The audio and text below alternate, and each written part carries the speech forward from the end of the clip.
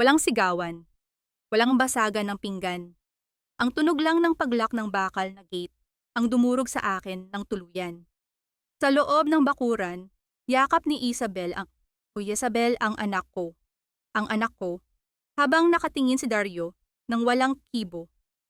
Parang hindi niya ako asawa sa loob ng 10 taon. Ang suot kong damit, na puno ng mantsa ng spaghetti mula sa birthday party, ngayon ay simbolo na ng aking pagkabigo. Sabi nila, baliw ako. Pwes, kung kailangan kong maging baliw para mabawi ang anak ko, gagawin ko. Huli na itong luha, Dario. Simula ngayon, kayo naman ang iiyak. Huwag kang mag-alala, Hidja. Pagkatapos ng gabing ito, hindi na siya magiging problema. Ang tingin naman ng lahat sa kanya ay katulong lang na napangasawa ng anak ko. Ang mga salitang iyon ay hindi sinigaw. Binigkas ang mga ito ng mahina, banayad, at puno ng malambing na lason. Nakatayo ako sa likod ng pinto ng kusina, naninigas ang buong katawan habang naririnig ko ang boses ng aking biyenan, si Doña Corazon. Sa aking mga kamay ay mahigpit kong hawak ang isang tray na may chocolate cake. Ang cake na ako mismo ang nag-bake mula pa kaninang madaling araw. Mainit pa ito at ang bango ng tsokolate ay humahalo sa amoy ng aking pawis. Tiningnan ko ang aking mga daliri. Pula at namamaga ang mga ito, may ilang paso pa mula sa oven dahil sa pagmamadali kong tapusin ang disenyo ng robot na paborito ni Junior. Nagtipid ako sa pambili ng gamot para sa sarili ko, makabili lang ng mamahaling ingredients para sa cake na ito. Akala ko, sapat na ang sakripisyong ito para matanggap ako. Akala ko, ang pagmamahal ay nasusukat sa dami ng paso sa kamay at pagod sa katawan. Pero mali ako. Mula sa siwang ng pinto, nakita ko si Isabel, ang sekretarya ni Dario. Tumawa ito ng mahinhin, sabay hawak sa braso ni Doña Corazon na parang siya ang tunay na anak. Ang suot niyang pulang bestida ay kumikinang sa ilalim ng chandelier, habang ako. Tiningnan ko ang aking sarili sa salamin ng cabinet. Nakasuot ako ng lumang duster na pambahay. May mantsa ng harina sa pisngi at ang buhok ko ay nakapuyod lang ng mabilisan. Biglang bumigat ang tray sa aking mga kamay. Parang gusto kong ilapag ito, pero hindi ko magawa. Kasi ito na lang ang meron ako para kay Junior. Ito na lang ang pruweba na isa akong ina. Huminga ako ng malalim, pilit na pinalalakas ang loob. Para kay Junior. Para sa anak ko. Itinulak ko ang pinto at lumabas patungo sa garden kung saan nagaganap ang party. Ang mga bisita, mga kaibigan ni Dario na puro naka-Amerikana at gown, ay sandaling tumahimik nang makita nila ako. Ang mga tingin nila ay parang mga karayom na tumutusok sa aking balat. May awa, may pangungutya, at may pandidiri. Happy birthday, anak! Sigaw ko, pilit na pinasasaya ang boses kahit nanginginig ang tuhod ko. Tumakbo si Junior palapit sa akin. Ang kanyang mga mata ay nagniningning. Mama! Robot cake! Akmang ibababa ko na ang cake sa mesa nang biglang may humablot sa braso ko. Mahigpit. Masakit. Almira, tama na. Boses iyon ni Dario. Lumingon ako, umaasang makita ang ngiti ng asawa ko. Pero ang nakita ko lang ay isang mukhang pagod, hiyang-hiya, at umiiwas ng tingin. Sa likod niya may 2 lalaking nakauniporme ng puti, mga nurse, at sa likod nila, mga pulis. Anong ibig sabihin nito, Dario? Tanong ko. Ang boses ko ay halos pabulong na lang dahil sa takot. We received a report, ma'am, sabi ng isang pulis, habang inilalabas ang isang tablet. May ebidensya kami ng child abuse. Abuse? Nanlaki ang mata ko. Hindi ko sinasaktan ng anak ko. Mahal na mahal ko si Junior. Ipinakita nila ang video sa tablet. Kuha ito kahapon. Nasa sala ako, hinihila ko si Junior nang malakas palayo sa dingding at napalo ko siya sa puwet habang sumisigaw ako. Sa video, mukha akong halimaw, mukha akong baliw na nananakit ng bata. Hindi! Sigaw ko, at sa pagkakataong ito, hindi ko na mapigilan ang pagtulo ng luha. Hindi niyo ba nakikita? Hinihila ko siya kasi isasaksak niya ang tinidor sa outlet. Nililigtas ko siya. Dario, sabihin mo sa kanila. Nandoon ka, nakita mo yon. Tumingin ako kay Dario. Ito na ang pagkakataon niya. Ito na ang oras para ipagtanggol niya ako bilang asawa, bilang ina ng anak niya. Pero si Dario ay yumuko lang at bumuntong hininga. I'm sorry, Almira. You need help. Sabi ni Isabel, napapansin nilang wala ka na sa sarili nitong mga nakaraang araw. Depression daw yan. Para akong binuhusan ng malamig na tubig. Ang asawa ko, ang taong pinag-alayan ko ng 10 taon ng buhay ko, ay naniniwalang baliw ako. Dario, huwag. Pagmamakaawa ko habang hinahawakan ako ng mga nurse. Huwag mong hayaang kunin nila ako. Birthday ng anak natin. Please, Dario. It's for the best, Almira. Tabad ni Doña Corazon na ngayon ay lumapit na may dalang panyo. Kunwaring nagpupunas ng luha. Kami na ang bahala kay Junior. Isabel is here to help us. Sa pagbanggit ng pangalan ni Isabel, parang may sumabog sa dibdib ko. Nanlaban ako. Nagpupumiglas ako sa hawak ng mga nurse. Huwag niyo akong hawakan. Hindi ako baliw. Mga demonyo kayo, inaagaw niyo ang anak ko. Sa pagpupumiglas ko, natabig ko ang mesa. Ang chocolate cake, ang robot cake na pinagpuyatan ko, ang cake na may dugo at pawis ko. Bumagsak ito sa damuhan. Bumagal ang ikot ng mundo ko habang pinapanood ko ang pagbagsak nito. Ang icing ay kumalat sa lupa. Ang robot ay nasira. At sa isang iglap, nakita ko ang isang paa na nakastiletos na pula. Ang sapatos ni Isabel na tumapak mismo sa gitna ng cake. Dinurog niya ang kaisa-isang bagay na maibibigay ko sa anak ko. Mama! Mama! Iyak ni Junior pero hinarangan siya ni Isabel at niyakap ng mahigpit. Inilalayo sa akin. Shh, Junior, don't look. Your mama is sick. Bitiwan mo siya, sigaw ko, pero naramdaman ko na ang turok ng karayom sa braso ko. Mabilis na kumalat ang gamot. Ang paningin ko ay nagsimulang lumabo.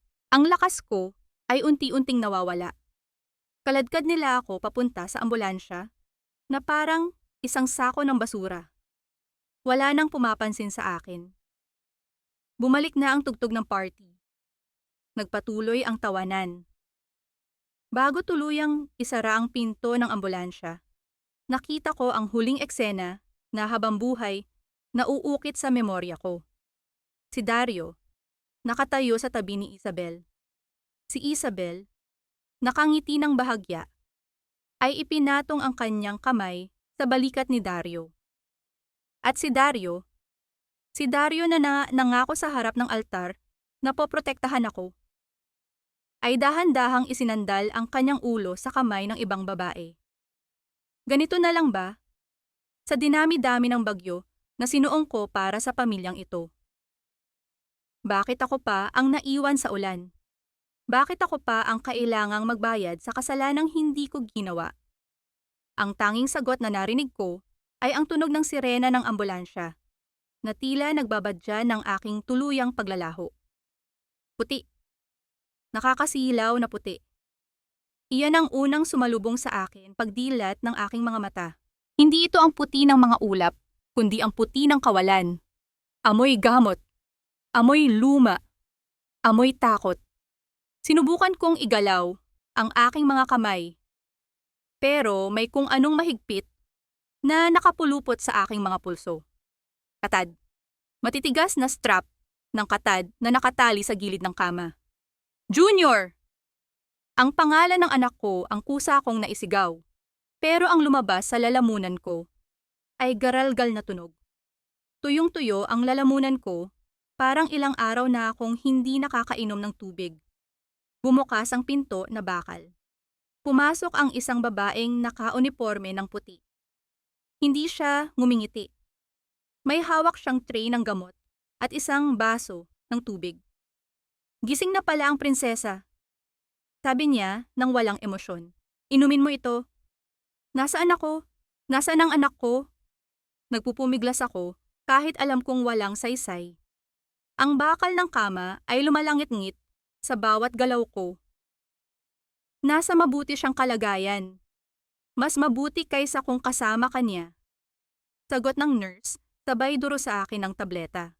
Inumin mo to kung ayaw mong turukan kita ulit pampatulog. Protocol to. Wala akong nagawa. Sa takot na mawalan ulit ng malay at hindi na magising, nilunok ko ang mapait na gamot.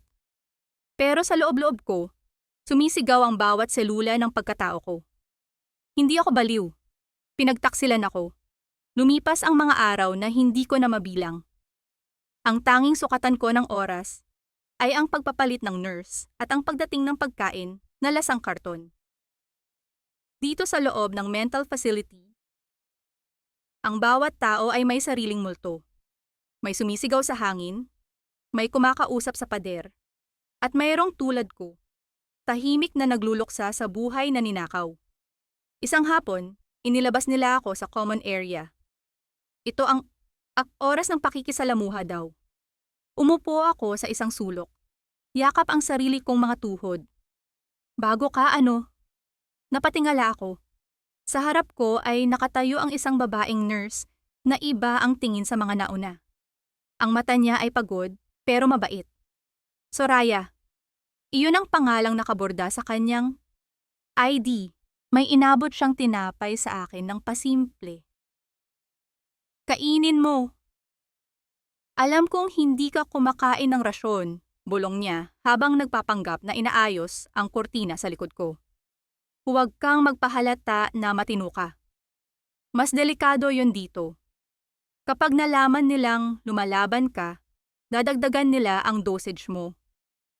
Kumunot ang noo ko. Bakit mo ako tinutulungan? Tumingin si Soraya sa paligid bago sumagot ng mabilis. Dahil kilala ko ang biyenan mo. Si Doña Corazon, siya ang dahilan kung bakit nawalan ako ng lisensya noon. Hindi ikaw ang una niyang biktima, Almira. At natatakot ako na baka hindi ka rin ang huli.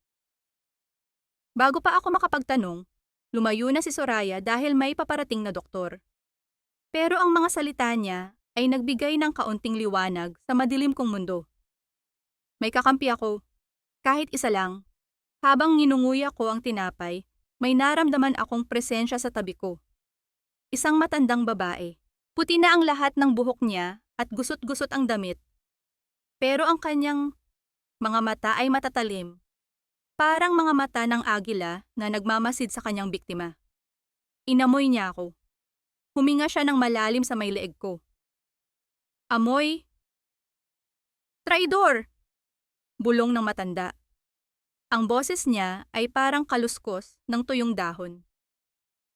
Hindi ikaw ang traidor, Hija. Pero ang amoy ng pagtataksil ay nakakapit sa balat mo. Galing sa asawa mo ba? O sa babaeng ahas? Kinilabutan ako. Sino po kayo? Tumawa siya ng mahina, isang tawang walang saya. Ako si Lola Trining, ang reyna ng kahariang ito ng mga basag na isip. Alam mo ba kung bakit ka nandito? Kasi masyado kang mabait. Ang mga mababait, dito ang bagsak. Ang mga demonyo, nasa labas, nagpapakasasa sa aircon at malambot na kama. May kinuha si Lola Trining mula sa ilalim ng kanyang manggas. Isang lukot na pahina ng dyaryo. Luma na ito, siguro ay nakuha niya sa basurahan ng opisina ng mga doktor. Tingnan mo, utos niya. Para magising ka sa katotohanan. Kinuha ko ang papel. Society page iyon ng isang sikat na pahayagan. Ang petsa ay kahapon lang. Ang headline, ang bagong muka ng Montelibano Charity Ball. Sa litrato, nakita ko si Dario. Nakatuksido, nakangiti, hawak ang isang baso ng champagne. At nakakapit sa braso niya ay si Isabel. Ang caption ay nagsasabing, Dario Montelibano, kasama ang kanyang partner na si Miss Isabel Quiros sa matagumpay na fundraising event. Partner. Hindi sekretarya. Hindi kaibigan. Partner. Wala pa akong isang buwan dito pero pinalitan na nila ako agad. Pero hindi iyon ang dumurog sa puso ko. Napako ang tingin ko sa leeg ni Isabel. May suot siyang kwintas. Isang vintage na pearl necklace na may palawit na hugis luha. Napahawak ako sa bibig ko para pigilan ang pagsigaw. Kilala ko ang kwintas na yan. Iyan ang kwintas ng namayapa kong ina. Ang tanging pamana na natira sa akin matapos ibenta ang aming mga lupa sa Batangas para isalba ang kumpanya ni Dario noong nakaraang taon. Sabi ni Dario sa akin noon, nawala daw niya iyon. Nanlumo ako noon, inisip kong napabayaang niya lang. Yun pala ay ninakaw niya para ibigay sa kabit niya. Ang kwintas na suot ng ina ko sa huling hininga niya, ngayon ay nakapulupot sa leeg ng babaeng umagaw sa anak ko. Naramdaman ko ang pagtulo ng luha. Pero sa pagkakataong ito, hindi ito luha ng awa sa sarili. Mainit ito. Nakakapaso. Lumapit sa akin si Lola Trining at bumulong. Ang boses niya ay seryoso at malayo sa kabaliwan. Iiyak mo yan ngayon. Ubusin mo, pero bukas, tuturuan kitang maging bato. Dahil sa mundong ito, ang lumuluha ay natatalo. Ang nagpapanggap ang siyang nananalo. Tumingin ako sa blangkong pader na puti sa harap ko. Gamit ang dulo ng aking kuko, gumuhit ako ng isang maliit na marka. Isang guhit para sa bawat araw na maniningil ako. Nagsimula akong humuni ng paboritong hele ni Junior sa ugoy ng duyan. Pero sa isip ko, hindi na ito kanta ng pagmamahal. Ito ay naging kanta ng digmaan. Humanda ka, Isabel. Ang kwintas na iyan ay magiging mabigat din sa leeg mo. Ang unang alituntunin ng kaligtasan dito sa loob. Bulong ni Lola Trining habang pareho kaming nakaupo sa ilalim ng nag-iisang puno sa garden area, ay huwag mong ipilit na matino ka. Sa paningin ng mga baliw, ang katinuan ang tunay na kabaliwan. Tiningnan ko siya. Kung hindi ko lang alam ang totoo, iisipin kong isa lang siyang ulyanin na matanda na nagbibilang ng langgam sa damuhan. Pero sa likod ng kanyang gulugulong buhok, nakikita ko ang talas ng kanyang isip. Anong gusto mong gawin ko, Lola? Tanong ko habang pinipilas ang tuyong dahon sa aking palad. Magwala? Sumigaw? Hindi, madiin niyang sagot. Maglaho ka, maging hangin ka, maging anino ka. Kapag tinanong ka nila kung nakikita mo ba ang demonyo, huwag kang sumagot ng hindi. Ang isagot mo, nasaan ituro mo sa akin. Sumakay ka sa Agos Almira. Huwag kang lumangoy pasalungat dahil malulunod ka lang. Iyon ang simula ng aking edukasyon. Hindi sa paaralan, kundi sa impyernong ito. Araw-araw, sinasanay ko ang aking sarili. Tuwing umaga, kapag dumarating ang nurse para sa rasyon ng gamot, hindi na ako nanlalaban. Tinatanggap ko ang tableta ng may pekeng pasasalamat. Salamat po, sasabihin ko ng mahina. Ang mata ko ay nakatitig sa kawalan. Inilalagay ko ang tableta sa bibig pero hindi ko nilulunok. Itinatago ko ito sa ilalim ng dila, sa gilid ng pisngi, o minsan ay sa pagitan ng ngipin at gilagid. Tinitiis ko ang pait na unti-unting kumakalat sa aking bibig. Tinitiis ko ang lasa ng kemikal na gustong tunawin ang dila ko. Pagkaalis ng nurse, Pasimple kong idinundura ang tableta sa inidoro o ibinabaon sa lupa sa paso ng halaman. Sa loob ng 2 linggo, naramdaman ko ang pagbabago. Ang ulap sa utak ko na dulot ng gamot ay nagsimulang mahawi. Bumalik ang linaw ng aking pag-iisip. Naalala ko na ang lahat ng detalye, ang mga account number ng bangko, ang mga petsa, ang mga pangalan. Ang galit ko ay hindi na isang bolang apoy na sumasabog, kundi naging isang malamig na patalim na aking hinahasa. Isang gabi, habang tulog ang lahat, nilapitan ako ni Soraya. May iniabot siyang maliit na papel. Galing kay Lola Trining, bulong ni Soraya, ang boses ay nanginginig sa kaba. Sabi niya, "Ito ang susi mo." Binuklat ko ang papel sa ilalim ng sinag ng buwan na tumatagos sa rehas na bintana. Isang pangalan at numero ng telepono lang ang nakasulat. Attorney, Mateo Reyes. Sino siya? Tanong ko. Siya ang dating abogado ni Lola bago siya ipinakulong ng mga anak niyang. Paliwanag ni Soraya. Siya lang ang pinagkakatiwalaan niya. At sabi ni Lola, siya lang ang may tapang na banggain ang mga Montelibano. Tatawagan ko siya bukas gamit ang burner phone. Anong sasabihin ko? Huminga ako ng malalim. Sabihin mo, buhay pa ang reyna. At handa na siyang maningil. Kinabukasan, humarap ako sa salamin sa banyo. Ang babaeng nakatingin sa akin ay payat, maputla, at may maitim na bilog sa ilalim ng mata. Pero hindi ko na siya kilala. Patay na ang Almira na umiiyak sa sulok. Sinubukan kong ngumiti. Una, isang ngiting pilit, pangit. Pangalawa, isang ngiting malungkot. Pangatlo, ginaya ko ang ngiting nakita ko kay Isabel. Isang ngiting matamis pero walang laman. Isang maskara. Tinitigan ko ang sarili ko sa mata. Pinilit kong alisin ang anumang bakas ng talino o emosyon. Ginawa kong blangko ang aking tingin. Parang manika na walang kaluluwa.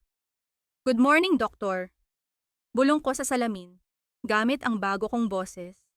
Mahina, masunurin, baliw. Handa na ako. Pero sadyang mapaglaro ang tadhana. Nang hapong iyon, hindi ang regular na nurse ang pumasok sa kwarto namin. Pumasok si Dr. Vibal, ang head psychiatrist na alam kong binabayaran ni Doña Corazon. May hawak siyang clipboard at hindi makatingin sa akin ng diretso. Almira, sabi niya, habang inaayos ang kanyang kurbata. May magandang balita ako. Ang pamilya mo, si Mr. Montelibano, nagdesisyon silang ilipat ka sa isang private facility sa probinsya. Mas sariwa ang hangin doon. Mas tahimik. Nanigas ako. Alam ko ang ibig sabihin ng private facility sa probinsya. Iyon ang code para sa mga pasyenteng hindi na kailanman nakikita ulit. Ililibing nila ako ng buhay sa lugar na walang makakarinig sa akin. Kailan po? Tanong ko, pinanatili kong blangko ang mukha ko, kahit na ang puso ko ay tumitibok ng napakabilis sa takot. Bukas ng madaling araw, sagot ng doktor. Mag-impake ka na. Wala ka naman masyadong gamit, di ba? Tumalikod siya para umalis. Iniwan akong nakatulala. Bukas. Wala na akong oras. Tumingin ako kay Soraya na nasa kabilang kama. Namumutla siya, narinig niya ang lahat. Kung hindi darating si Mateo Reyes bukas ng umaga, ito na ang katapusan ko. Hindi na ako makakalabas ng buhay. Ang sining ng pagpapanggap ay tapos na. Oras na para sa totoong laban. Madilim pa ang langit nang marinig ko ang tunog na kinatatakutan ko. Ang ugong ng makina ng isang van na papasok sa gate. Ang liwanag ng headlights ay tumagos sa aming maliit na bintana. Parang mata ng isang dambuhalang hayop na handa ng sakmalin ang kanyang biktima. Almira, tayo na! Utos ni Dr. Vibal na pumasok sa kwarto. Hindi na siya nag-abalang kumatok. Sa likod niya ay dalawang malalaking lalaki na mukhang hindi naman mga nurse, kundi mga bodyguard. Tumingin ako kay Soraya. Nakatalukbong siya ng kumot, pero alam kong gising siya at nanginginig. Ito na ang paalam namin. Wala akong magawa kundi tumayo. Dala ko lang ang isang maliit na plastic bag na naglalaman ng ilang piraso ng damit. Wala akong ibang gamit. Ninakaw na nila ang lahat sa akin. Pati ang katinuan ko kung nagtagumpay lang sila. Saan niyo ako dadalhin? Tanong ko, habang hinihila ako ng mga lalaki palabas ng building. Ang lamig ng madaling araw ay sumampal sa balat ko. Sa lugar kung saan hindi ka na makakasakit ng iba. Sagot ni Dr. Vibal habang binubuksan ang pinto ng puting van. Walang plaka ang sasakyan. Alam ko na ang ibig sabihin nito. Ito ang biyahe na walang balikan. Isang paa ko na lang ang nasa lupa. Handa na nila akong itulak paloob. Pumikit ako at nagdasal ng tahimik. Mateo, nasaan ka na? Biglang may matinding liwanag na bumulag sa aming lahat. Isang itim na sedan ang humarurot at humarang mismo sa dadaanan ng van. Ang mga gulong nito ay umudlot sa semento, lumilikha ng amoy ng sunog na goma. Bumukas ang pinto ng driver at lumabas ang isang lalaki. Naka-Amerikana siya, matangkad, at may hawak na makapal na folder. Bitawan niyo ang kliyente ko. Ang boses niya ay kalmado pero matigas. Parang bakal. Sino ka? Sigaw ni Dr. Vibal, halatang nataranta. Private property ito. Trespassing ka. Ako si Attorney Mateo Reyes. Pakilala ng lalaki habang naglalakad palapit. Hindi alintana ang mga bodyguard. At hawak ko ang court order mula sa Regional Trial Court na nag-uutos sa agarang pagpapalaya kay Mrs. Almira Baleron Montelibano base sa Independent Psychiatric Evaluation na isinumite namin kaninang madaling araw. Natigilan si Dr. Vibal. Imposible. Baliw ang babaeng yan. May pirma ang asawa niya. Ang asawa niya ay walang karapatang magpakulong ng isang taong napatunayang matino ng 3 independent experts. Sagot ni Mateo sabay abot ng papel sa mukha ng doktor. At may kasama akong mga pulis sa labas ng gate, doktor. Gusto mo bang pumasok sila dito at halughugin ang opisina mo? Marami kaming naririnig na illegal detention dito. Namutla si Dr. Vibal. Tumingin siya sa mga bodyguard, tapos sa akin. Tapos kay Mateo. Alam niyang talo na siya. Ang takot sa mata niya ang pinakamasarap na bagay na nakita ko sa loob ng 2 taon. Bitawan niyo siya. Utos ng doktor sa mga tauhan niya. Nang bitawan nila ang braso ko, halos matumba ako. Pero mabilis akong sinalo ni Mateo. Ang hawak niya ay hindi mahigpit, hindi masakit. Ito ay hawak ng isang taong rumespeto. Almira, bulong niya. Ligtas ka na. Pinadalhan ako ng susi ng kaibigan mo sa loob. Lola Trining. Ang matandang iyon. Kahit sa huling sandali, iniligtas niya ako. Tumakay ako sa kotse ni Mateo. Habang papalayo kami sa impyernong iyon, hindi ako lumingon. Nakatingin lang ako sa kalsada, sa mga ilaw ng poste na dumadaan, sa mga taong nag-aabang ng jeep, papasok sa trabaho. Ang mundo ay patuloy na umikot, habang ako ay nakahinto. Saan mo gustong pumunta? Tanong ni Mateo. May safe house na inihanda. Ito po. Inabot ko ang barya sa bulsa ko. Ibaba mo ako na may nagtitinda ng taho. Kumunot ang noo niya pero sumunod siya. Huminto kami sa gilid ng kalsada. Bumili ako ng isang basong taho. Ang init ng baso sa palad ko ay totoo. Ang amoy ng arnibal at sago ay amoy ng kabataan ko. Amoy ng panahon na wala pang sakit. Humigop ako. Mainit. Matamis. At doon, sa gilid ng kalsada, habang hawak ang 5 pisong taho, humagulgol ako. Umiyak ako para sa 2 tataong nawala. Umiyak ako para sa Almira na namatay sa loob ng mga pader na puti. Sige lang, sabi ni Mateo. Nakatayo sa tabi ko, nakatalikod para bigyan ako ng privacy. Pero nakabantay. Ilabas mo lahat, kasi pagkatapos nito, giyera na. Pagkatapos kong kumain, nagpahatod ako sa sementeryo. Ang puntod ng mga magulang ko ay puno na ng damo. Walang dumadalaw. Lumuhod ako at hinawakan ang malamig na lapid. Inay, itay. Patawad. Patawad kasi naniwala ako sa fairy tale. Patawad kasi ibinenta ko ang lupa niyo para sa lalaking walang kwenta. Pero pangako, babawiin ko ang lahat. Hindi na ako ang anak niyo na iyakin. Ako na ang bagyo na wawasak sa kanila. Bago kami tumuloy sa safe house, nakiusap ako kay Mateo. Isang huling request bago ako tuluyang magtago sa dilim. Dalhin mo ako sa school ni Junior. Pakiusap ko, ang mga kamay ko ay nanginginig habang nakakapit sa seatbelt. Kahit sa malayo lang, Mateo, gusto ko lang siyang makita. Nag-alinlangan si Mateo. Nakita ko ang pag-aalala sa kanyang mga mata sa rearview mirror. Alam niyang delikado.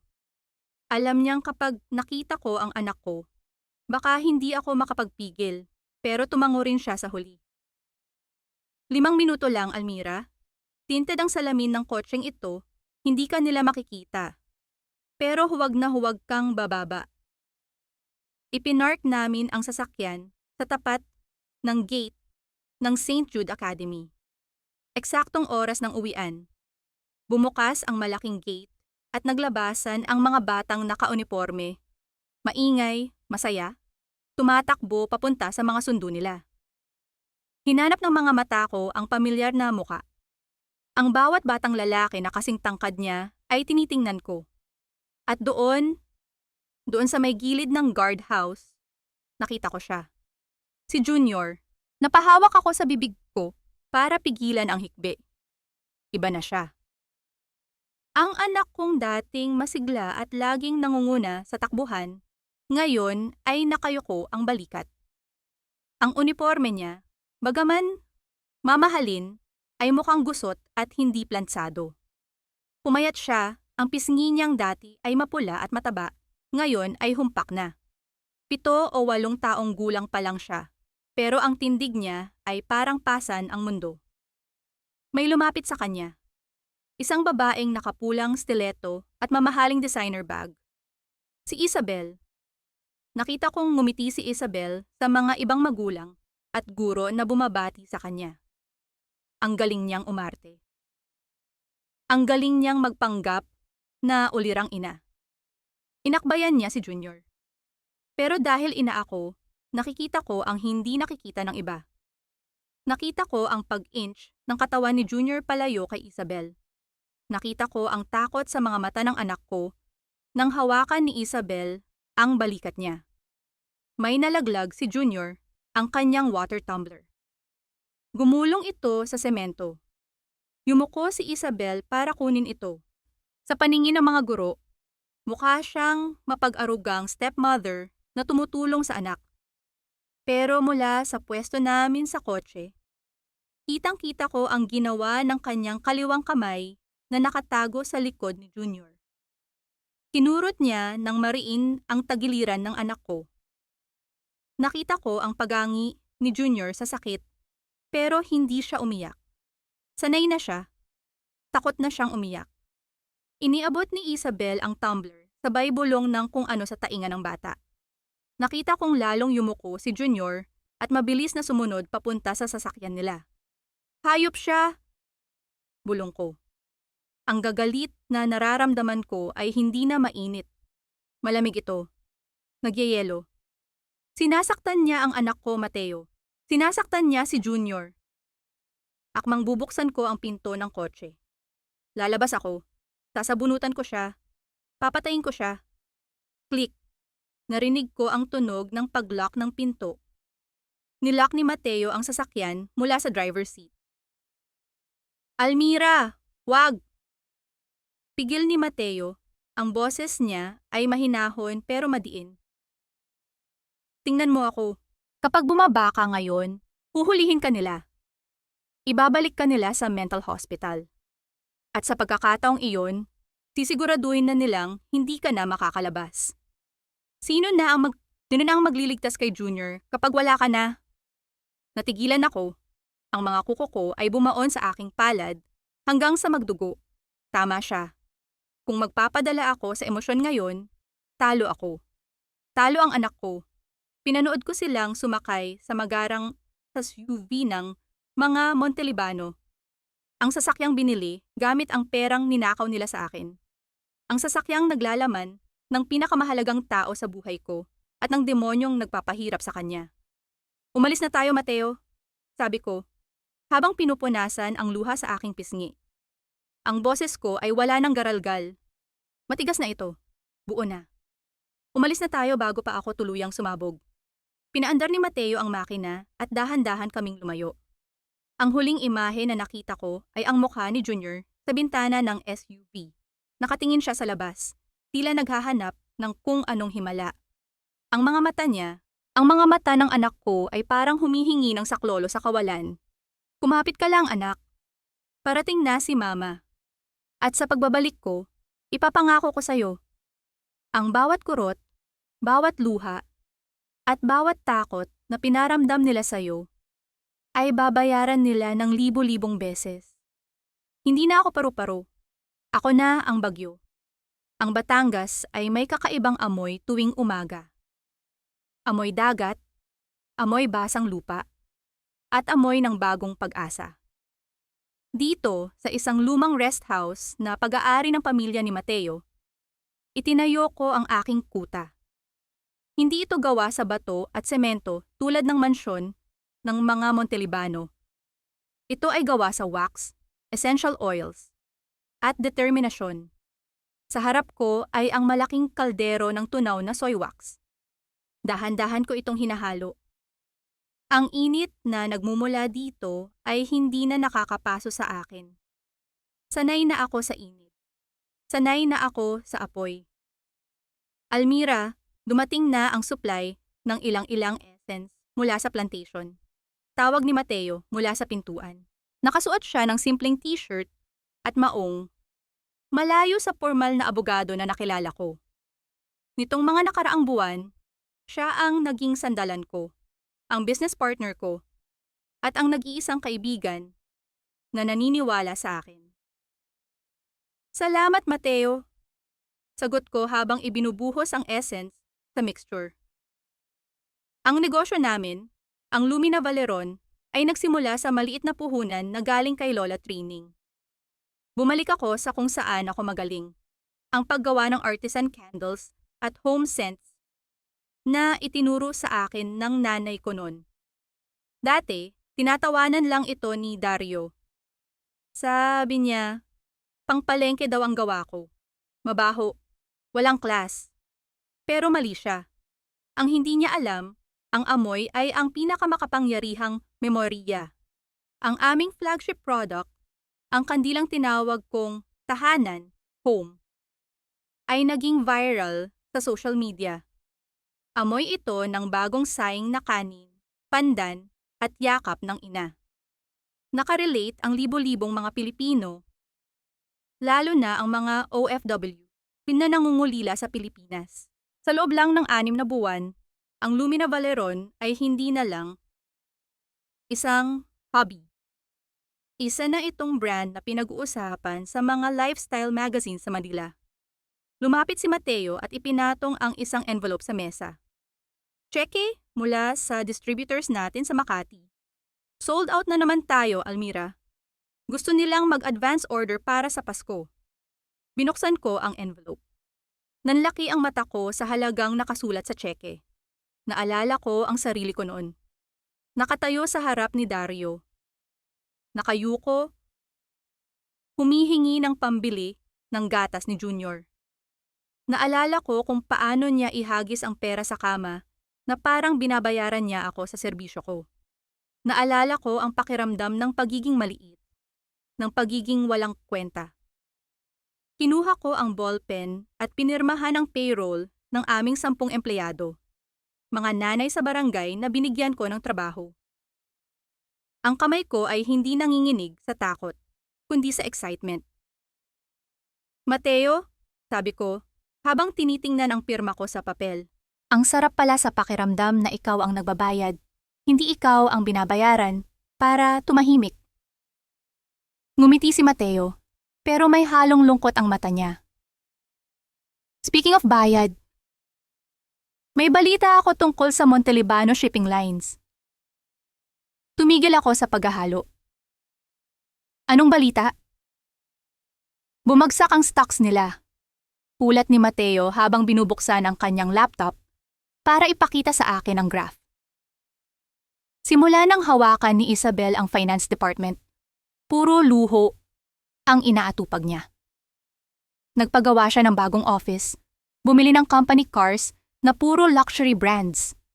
Samantalang ang mga barko ni Dario, kalawangin na at laging delay ang maintenance.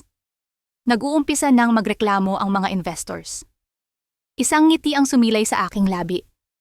Hindi ngiti ng saya, kundi ngiti ng hustisya. Ang imperyong itinayo nila sa panloloko ay unti-unti nang gumuguho. Hayaan mo silang magpatayan sa loob, bulong ko. Pero kailangan ko ng mata sa loob ng bahay. Kamusta si Manang Loring? Tumawag siya kanina, sagot ni Mateo. May sakit daw si Doña Corazon. High blood. Bedridden na siya halos. At dahil doon, si Isabel na ang nagpapatakbo ng buong mansyon. Ang sabi ni Manang, kawawa daw si Junior. Laging nasa kwarto, ayaw palabasin ni Isabel. Humigpit ang hawak ko sa sandok. Ang anak ko, ang nanay niyang baliw, ay malaya na at mayaman. Pero siya ay nakakulong pa rin. Kailangan ko na siyang kunin, Mateo. Handa na ba ang mga papeles? Handa na ang kaso para sa custody. Paliwanag ni Mateo. Pero kailangan natin ng public appearance. Kailangan makita ng mundo na si Almira Valeron ay hindi baliw, hindi patay, at higit sa lahat, mas makapangyarihan na kaysa sa kanila. Kailangan nilang matakot sa'yo bago ka pa man tumapak sa korte. May kinuha si Mateo sa kanyang bag. Isang makapal na card na kulay ginto at itim. Ang amoy ng mamahaling papel ay pumuno sa kwarto. Invitation ito para sa annual Montelibano Charity Ball sa susunod na linggo, sabi niya. Nakuha ko ito sa pamamagitan ng koneksyon. Ito ang gabi kung saan ipapakilala ni Dario si Isabel bilang bagong Mrs. Montelibano sa society. Kinuha ko ang imbitasyon. Ang pangalan ni Dario at Isabel ay magkatabi, nakaukit sa gintong tinta. Ang kapal ng mukha nila. Pinadaanan ko ng daliri ang mga letrang iyon. Gusto nilang ipakilala ang bagong Mrs. Montelibano?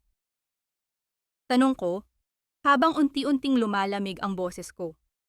Naglakad ako papunta sa salamin. Hindi ko na nakikita ang babaeng nakadoster na may mantsa ng harina. Ang nakikita ko ay isang babaeng may sariling negosyo, may sariling pera, at may apoy sa kanyang mga mata. Pupunta tayo, Mateo.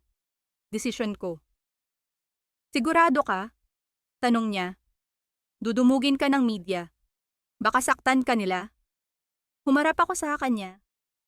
Hindi, Mateo. Hindi ako pupunta doon para maging biktima. Pupunta ako doon para sunugin ang entablado nila. Gusto nila ng show? Bibigyan ko sila ng show.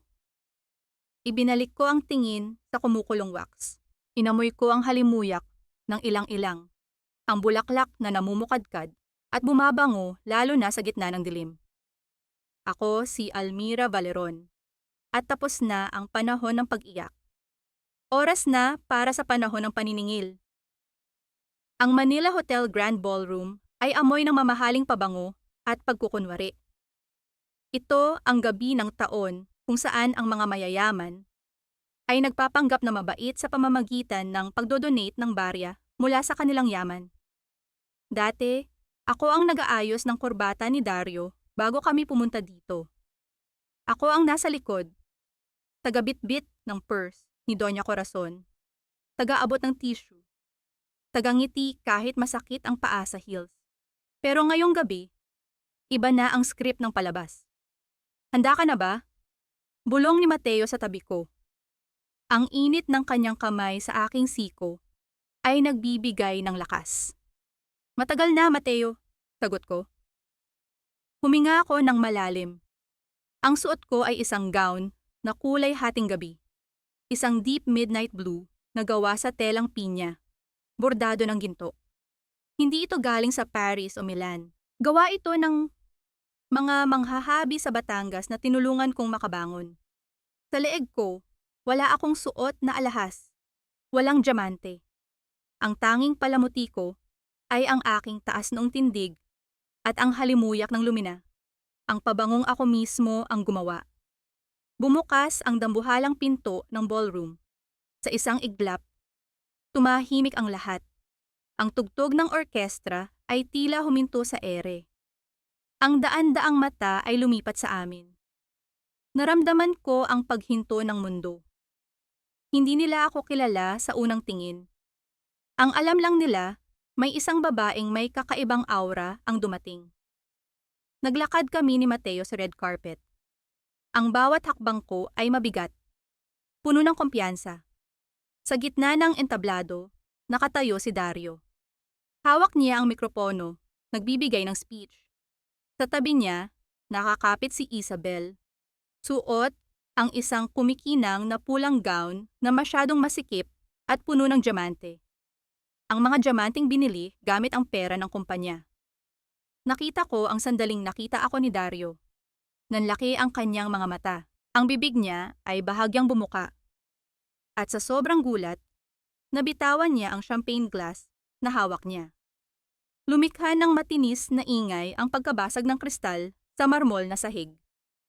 Ang tunog na iyon ay bumasag sa katahimikan ng kwarto. Almira? Bulong niya, pero nabasa ko ito sa galaw ng kanyang labi. Nagpatuloy ako sa paglalakad hanggang sa makalapit kami sa VIP table kung saan nakaupo si Doña Corazon. Nakasakay siya sa wheelchair, mukhang mahina, pero ang mata ay puno pa rin ng lason. Nang makita niya ako, namutla siya na parang nakakita ng multo. Good evening, Doña Corazon, bati ko. Ang boses ko ay hindi nagaralgal o mahina. Ito ay boses ng isang babaeng nagmamay-ari ng kwarto. Namutla po yata kayo? Masama ba ang pakiramdam nyo o sadyang hindi lang kayo sanay na makita ang mga bangkay na pilit nyong inilibing? Ikaw, nanginginig na turo ng matanda.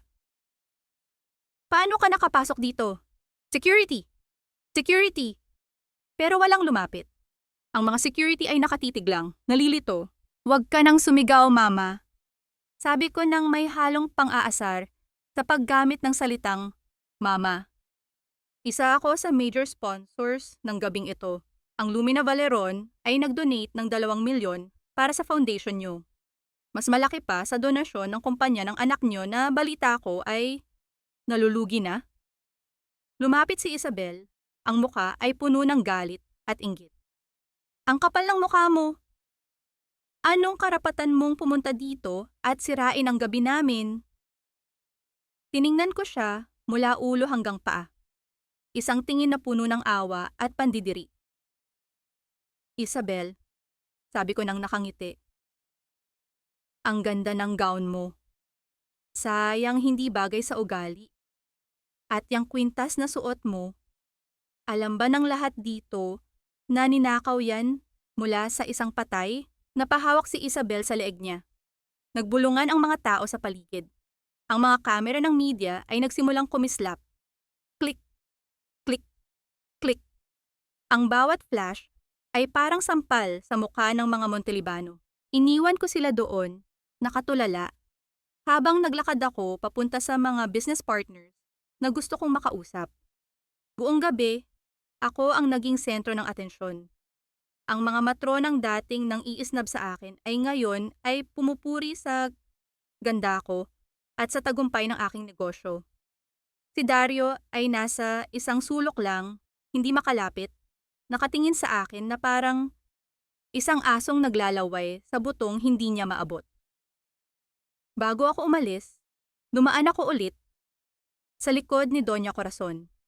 Yumuko ako at ibinulungi ang mensaheng galing kay Lola Trining, ang mensaheng dudurog sa kanya. Alam ko, ang sikreto ng taong 1,985 Corazon. Bulong ko sa kanyang tainga. Alam ko kung saan mo itinago ang batang babae. At alam ko na ang batang iyon ay nasa tabi mo ngayon, suot ang pulang bestida. Naramdaman ko ang paninigas ng katawan ng matanda.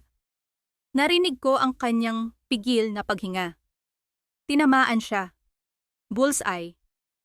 Naglakad ako palabas ng hotel, ramdam ang tagumpay sa bawat hibla ng aking kalamnan. Sumunod si Mateo sa akin, nakaalalay.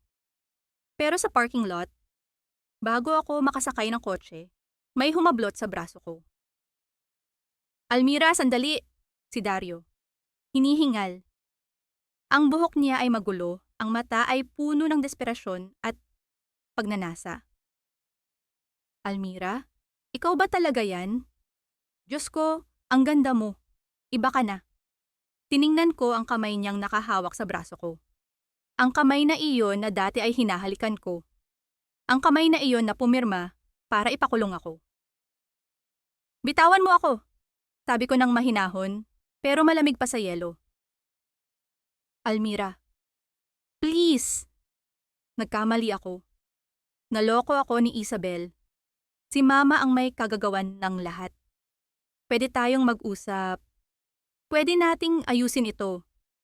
Tayo pa rin naman pa, di ba? Kasal pa tayo sa papel. Akmang hahawakan niya ang mukha ko. Gusto niya akong halikan. Gusto niyang angkinin ulit ang babaeng tinapon niya. Tinabig ko ang kamay niya. Wala nang tayo, Dario, sagot ko. Ang Almira na asawa mo ay pinatay niyo na. Ang nasa harap mo ngayon ay ang babaeng maniningil sa inyo. Huwag kang magmatigas. Biglang nagbago ang tono ni Dario. Lumabas ang tunay niyang kulay. Akin ka pa rin at ang anak natin. Huwag na huwag mong babanggitin ang anak ko. Putol ko sa kanya. Ang boses ko ay tumalim parang patalim. Dahil sa susunod na magkita tayo, Dario, hindi na sa parking lot, sa korte na. At sisiguraduhin kong wala kang matitirang kahit ano, ni piso, ni pangalan, ni anak. Tinalikuran ko siya at sumakay sa kotse. Pagkasara ng pinto, nakita ko si Dario na naiwan sa dilim ng parking lot. Mukhang talunan, mukhang basahan. Ayos ka lang? Tanong ni Mateo habang pinaandar ang makina. Tumingin ako sa kanya at ngumiti. Isang totoong ngiti. Ayos na ayos, Mateo. Nagsisimula pa lang ang palabas. Pero sa loob-loob ko, alam kong ito na ang hudyat ng digmaan. Dahil alam kong hindi susuko si Doña Corazon ng walang laban. At ang susunod nilang target ay ang kahinaan ko. Si Junior.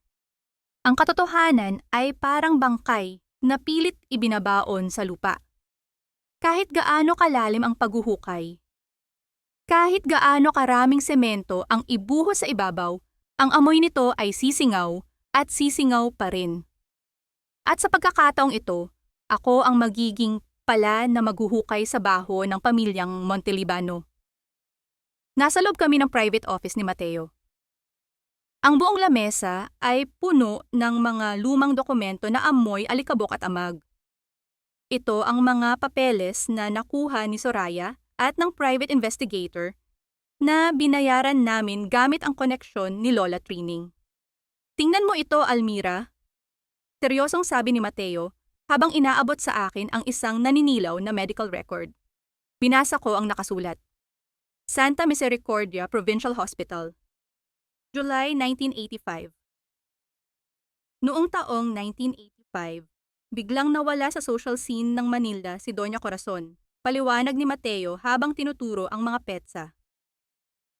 Ang official statement ng pamilya, nagpunta siya sa Europe para mag-aral ng art appreciation. Pero tingnan mo ang flight records. Walang Corazon Montelibano na umalis ng bansa noong taong iyon. Inilipat ko ang pahina ng medical record. Nanlamig ang buong katawan ko. Admission date, July 15, 1985. Reason, maternity, high-risk pregnancy. Patient name, Corazon Q. Ginamit niya ang apelyido niya sa pagkadalaga. Nanganak siya, bulong ko. Ang mga piraso ng puzzle ay unti-unting nabubuo sa utak ko. Pero si Dario ay ipinanganak noong 1980. Sino ang batang ito? Naglapag si Soraya ng isa pang litrato sa mesa. Litrato ito ng isang lalaki, gwapo, matipuno, pero mukhang probinsyano. Naka-uniforme siya ng family driver. Si Ricardo, pakilala ni Soraya. Ang paboritong driver ng pamilya noon. Bigla rin siyang nawala noong 1985. Ang sabi, umuwi ng probinsya. Pero nahanap namin ang death certificate niya. Namatay siya sa isang aksidente sa motorsiklo, 2 linggo matapos ipanganak ang bata. Tiningnan ko ang litrato ni Ricardo. Ang mata niya, ang hugis ng ilong niya. Kinuha ko ang litrato ni Isabel mula sa magazine. Ipinagtabi ko ang mukha ni Ricardo at Isabel. Halos himatayin ako sa narealize ko. Magkamukhang magkamukha sila.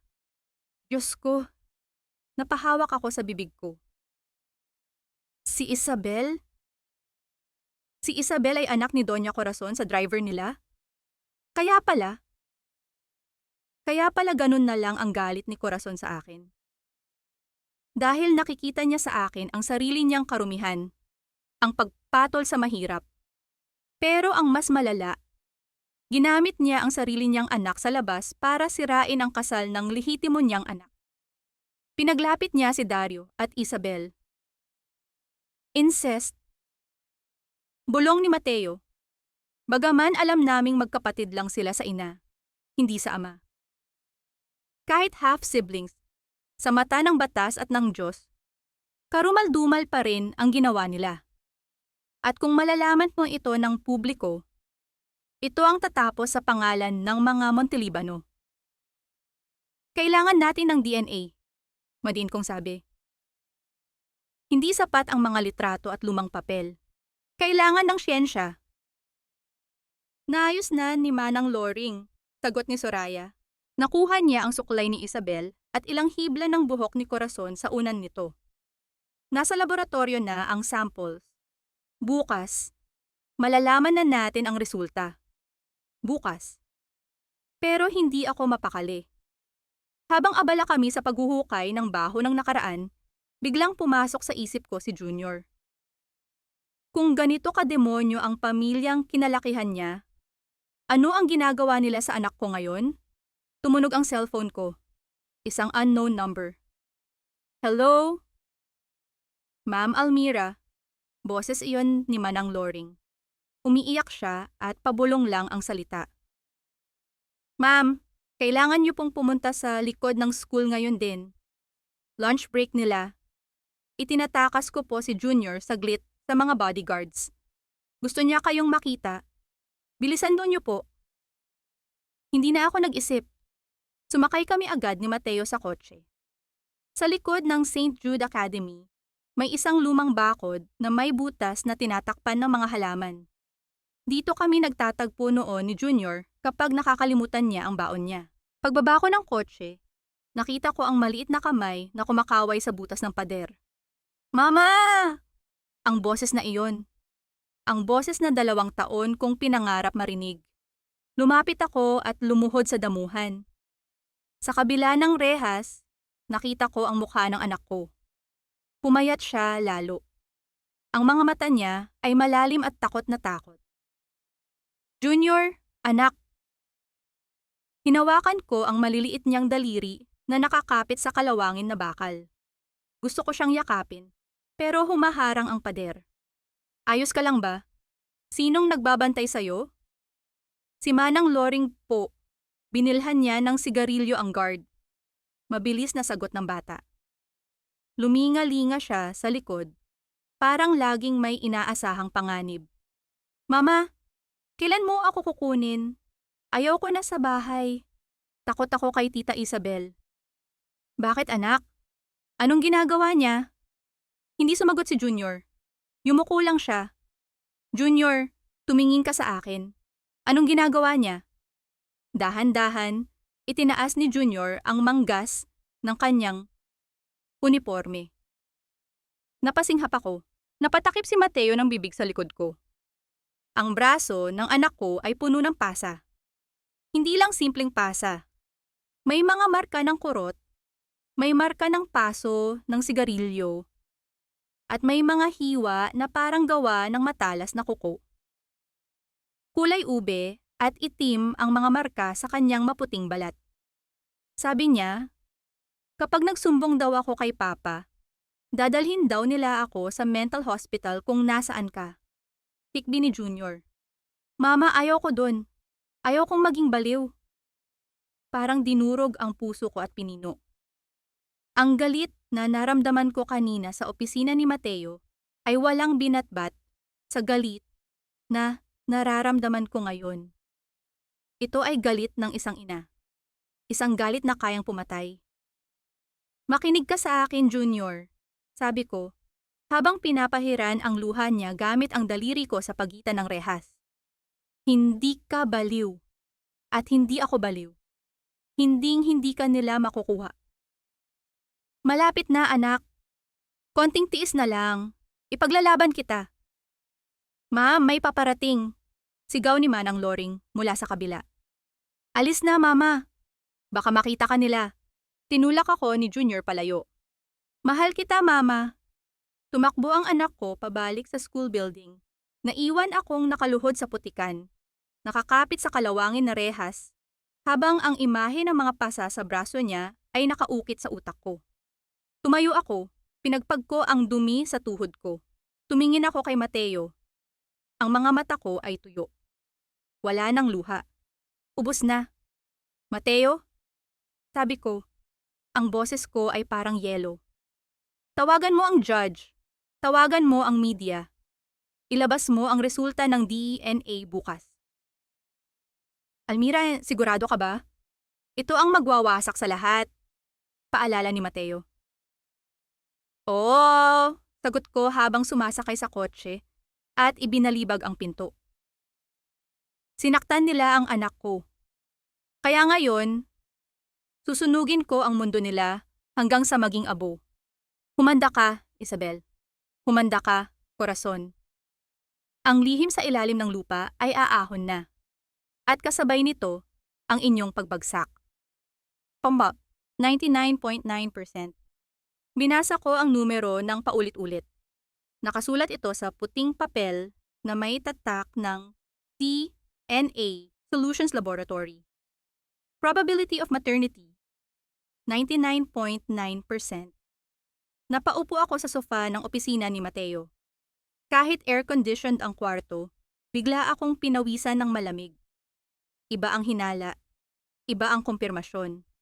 Sa harap ng papel na ito, hindi na lang basta hinala ang lahat. Totoo. Si Isabel Quiroz at si Dario Montalibano ay magkapatid sa ina. Magkapatid sila. At may relasyon sila. Naramdaman ko ang pag-ikot ng sikmura ko. Gusto kong sumuka. Hindi dahil sa selos, kundi dahil sa pandidiri. Anong klaseng ina ang hahayaang ang anak niyang babae, sa labas, ay maging kabit ng anak niyang lalaki? Sa legal. Kadiri sila. Bulong ko. Nanginginig ang boses. Mateo, alam ba ni Dario? Alam ba ni Isabel? Umiling si Mateo habang inililigpit ang dokumento sa folder na may markang evidence.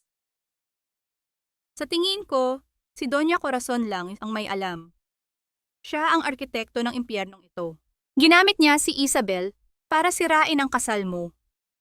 Para manatili ang yaman sa loob ng pamilya. Kahit na ang kapalit ay ang kaluluwa ng mga anak niya. Baboy siya, madin kong sabi. Hayop siya. Ipadadala ko na ang kopya nito kasama ng complaint for absolute nullity of marriage at child custody, sabi ni Mateo. Matatanggap nila ito ngayong hapon. Humanda ka, Almira. Dahil pagkatapos nito, wala nang atrasan. Tumayo ako at tumingin sa bintana. Ang langit ay makulimlim, parang nakikiramay sa paparating na bagyo. Ipadala mo na, Mateo. Wasakin mo na ang bahay na yon. Kabihim, sa Montelibano Mansion, ang katahimikan ng hapon ay binasag ng pagdating ng court sheriff. Hindi ko ito nakita ng personal, pero ikinuwento sa akin ni Manang Loring ang bawat detalye nang tumawag siya sa akin kinagabihan. Ang kwento niya ay parang pelikula na tumatakbo sa isip ko. Nasa sala daw noon sina Dario, Isabel, at Doña Corazon. Nagmemeryenda. Si Isabel, suot ang mga alahas na ninakaw sa akin, ay sinusubuan pa si Dario ng prutas. Dumating ang sheriff at iniabot ang makapal na brown envelope kay Dario. Summon po para sa kasong isinampa ni Mrs. Almira Valeron Montelibano. Sabi ng sheriff bago umalis. Tumawa pa daw si Isabel. Ano na naman yan? Kukulangin na ba siya sa pera kaya nangingikil? Binuksan ni Dario ang envelope.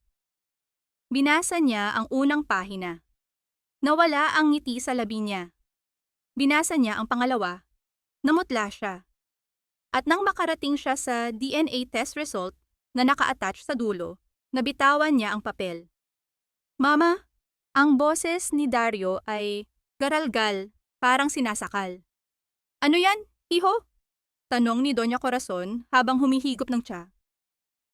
Pinulot ni Dario ang papel at inihagis ito sa mukha ng ina niya. Ang mga pahina ay nagkalat sa sahig. Basahin mo. Sabihin mo sa akin na hindi totoo to. Sigaw ni Dario. Ang ugat sa leeg niya ay lumalabas na. Si Isabel. Kapatid ko si Isabel. Natigilan si Isabel.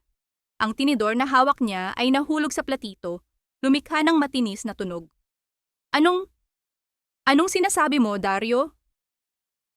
Hindi sumagot si Corazon. Nakatitig lang siya sa papel. Ang kanyang mukha ay hindi nagpakita ng gulat, kundi ng pagkainis. Pagkainis na nahuli siya. Mama, magsalita ka! Niyugyog ni Dario ang wheelchair ng ina niya. Totoo ba? Anak mo siya kay Ricardo? Sa driver natin?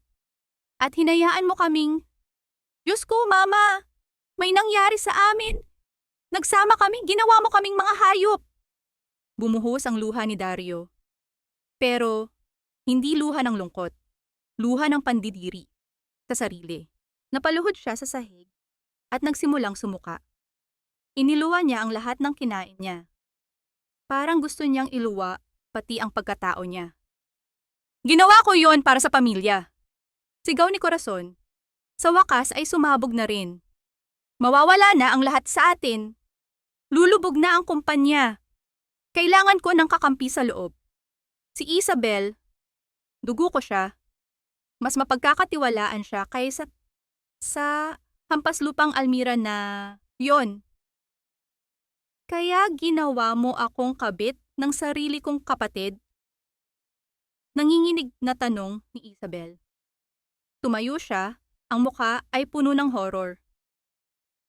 Kaya pala ang bait-bait mo sa akin simula nung bata ako, kahit katulong lang ang turing sa akin ng iba. Hindi mo ako mahal, Mama. Ginamit mo lang ako. Huwag kang magmalinis, Isabel, bulyaw ni Corazon. Gusto mo rin naman ang pera. 'Di ba? Gusto mo ang alahas, ang mga damit, ang buhay mayaman. Binigay ko sa iyo lahat. Anong inirereklamo mo? Hindi ko ginustong magkasala ng ganito, sigaw ni Isabel. Tumingin siya kay Dario. Pero umiwas si Dario at dumura sa sahig. Parang diring-diri na tumingin sa kanya. Lumayas ka dito, bulong ni Dario. Lumayas kayong lahat sa paningin ko. Mga demonyo kayo! Doon nagtapos ang kwento ni Manang Loring. Pero ang hindi ko alam, ang gabing iyon ay hindi nagtapos sa sigawan. Nagtapos ito sa isang desisyon.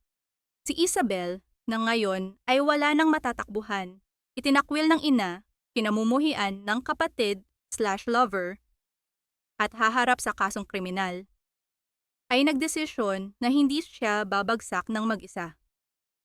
Kinabukasan ng umaga, habang nagkakape ako sa safe house, tumunog ang balita sa radyo. Flash report. Isang kidnapping incident ang naiulat sa St. Jude Academy kaninang umaga. Ang biktima, isang 7 taong gulang na batang lalaki na anak ng sikat na pamilyang Montelibano. Nabitiwan ko ang tasa ng kape. Bumagsak ito sa sahig at nabasag. Ang mainit na likido ay tumapon sa paa ko, pero wala akong naramdaman. Nag-ring ang telepono ko. Sinagot ko ito, ang kamay ko ay nanginginig ng sobra, na halos hindi ko maidikit ang phone sa tenga ko. Hello? Hello, sister-in-law. O dapat ba kitang tawaging sister? Ang boses ni Isabel. Garalgal, desperada, baliw. Isabel! Sabi ko, pinipilit kong pakalmahin ang boses ko kahit gusto ko nang sumigaw. Nasaan ang anak ko? Narinig ko ang iyak ni Junior sa background. Mama! Mama! Shh! Quiet, Junior. We're going on a trip. Saway ni Isabel sa bata. Binalik niya ang boses sa akin. Kasalanan mo to, Almira. Sinira mo ang buhay ko. Inagaw mo ang lahat. Ngayon, tignan natin kung paano mo mababawi ang pinakamahalagang bagay sa'yo. Isabel, huwag mong sasaktan ang bata. Wala siyang kinalaman dito. Tayong dalawa lang ang mag-usap. Ibibigay ko sa'yo ang lahat. Pera? Gusto mo ng pera? Bibigyan kita. Ibalik mo lang ang anak ko. Tumawa siya. Isang tawa na nagpatayo ng balahibo ko. Hindi ko kailangan ng pera mo. Gusto kong maramdaman mo ang naramdaman ko kagabi. Ang pakiramdam na mawalan ng lahat. Magkita tayo sa lumang pantalan sa Batangas. Pumunta kang mag-isa. Kapag may nakita akong pulis, isasama ko si Junior sa impyerno.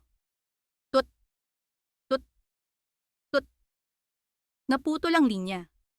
Napaupo ako sa sahig, sa gitna ng mga bubog ng basag na tasa. Almira! Tumakbo si Mateo palapit sa akin. Anong nangyari?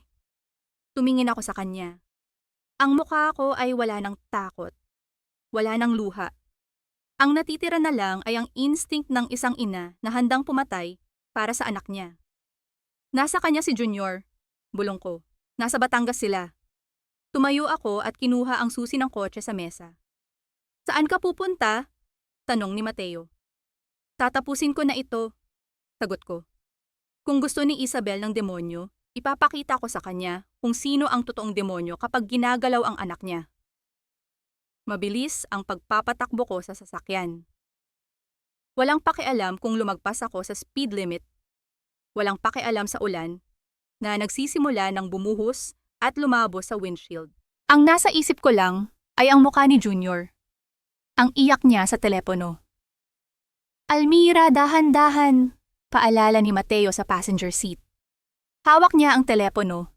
Kausap ang hepe ng pulisya. Nakadeploy na ang SWAT team sa Batangas Port. Huwag kang sumugod mag-isa. Wala akong panahon para maghintay ng SWAT, Mateo. Sigaw ko, hindi inaalis ang tingin sa kalsada. Nasa kanya ang anak ko, at baliw na siya. Hindi mo ba narinig ang boses niya? Wala na siyang pakialam kung mabuhay pa siya o mamatay.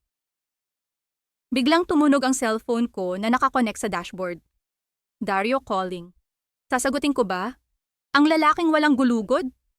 Ang lalaking dahilan ng lahat ng ito? Pindot ko ang answer button. Almira. Boses ni Dario. Hinihingal. Parang umiiyak. Papunta na ako sa Batangas. Sinundan ko ang tracker ng kotse ni Isabel. Almira, patawarin mo ako.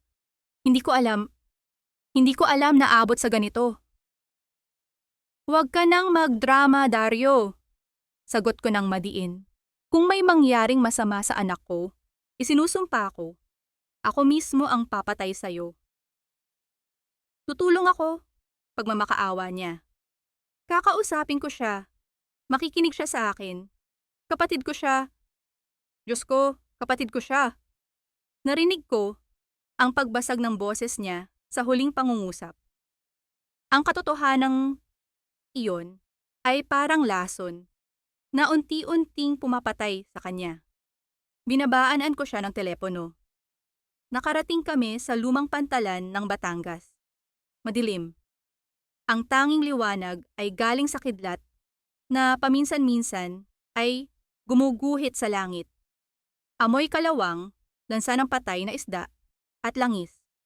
Nakita ko ang SUV ng mga Montelibano na nakaparada sa tapat ng isang abandonadong warehouse. Bukas ang pinto nito. Bumaba ako ng kotse. Hindi ko hinintay si Mateo. Tumakbo ako papasok sa warehouse. Ang bawat hakbang ng paa ko sa basang semento ay mabigat. Isabel! Sigaw ko. Ang boses ko ay umalingaw-ngaw sa malawak at madilim na espasyo. Dito! Tumingala ako. Nasa second floor platform siya. Sa isang rusted catwalk na walang railing. Hawak niya si Junior. Nakatali ang kamay ng anak ko at may hawak na patalim si Isabel na nakatutok sa leeg ng bata. Sa ibaba nila ay ang madilim na tubig dagat na puno ng mga bakal at bato. Mama! Iyak ni Junior nang makita ako. Mama, tulong! Huwag kang lalapit! Sigaw ni Isabel. Iba na ang itsura niya. Ang buhok niyang laging maayos ay gulo-gulo. Ang mata niya ay dilat na dilat. Ang makeup niya ay kumalat na sa muka dahil sa luha at ulan. Sabi ko mag-isa ka lang. Bakit may kasama ka? Nakita niya si Mateo na pumasok sa likod ko. Isabel, ibaba mo ang bata. Kalmadong sabi ni Mateo. Nakataas ang dalawang kamay. Wala siyang kasalanan. Ang galit mo ay nasa amin. Lahat kayo may kasalanan. Humagulhol si Isabel. Mas idiniin niya ang patalim sa leeg ni Junior. Napapikit ang anak ko sa takot. Bakit ganito? Bakit ako ang laging talo? Anak din naman ako ni Corazon. Bakit si Dario lang ang mahal niya? Bakit ikaw, Almira, nakuha mo ang pagiging legal na asawa? Ako? Anong nakuha ko? Naging kabit ng sarili kong kapatid. Ang dumi-dumi ko.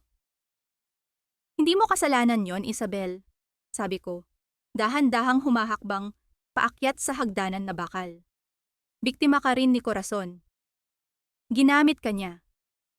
Huwag mong hayaang gamitin ka niya hanggang sa huli. Kung itutuloy mo yan, mananalo na naman siya. Ikaw ang makukulong, siya ang malaya. Natigilan si Isabel. Parang may naintindihan siya sa sinabi ko. Bumaba ng kaunti ang kamay niyang may hawak na patalim. Pero sa sandaling iyon, dumating si Dario. Hingal na hingal siya nang pumasok sa warehouse. Isabel! Sigaw ni Dario. Ang pagkakamali. Ang malaking pagkakamali. Nang makita ni Isabel si Dario, bumalik ang apoy sa mata niya. Ang galit, ang sakit, ang kahihiyan, lahat ay bumuhos. Dario? Bulong niya. Ang mahal kong kapatid. Tumawa siya ng malakas. Isang tawang puno ng lagim.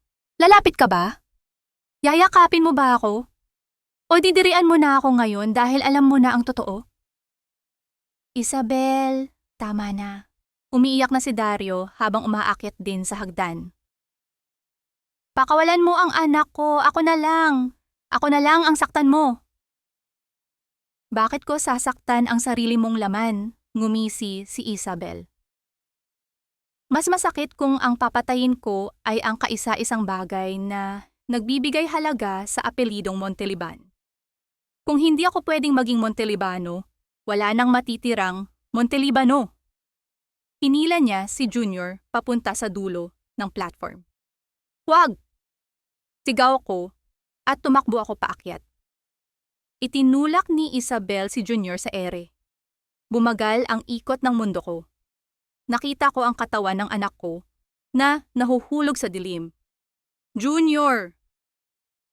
Pero may isang anino na mabilis na kumilos. Si Dario.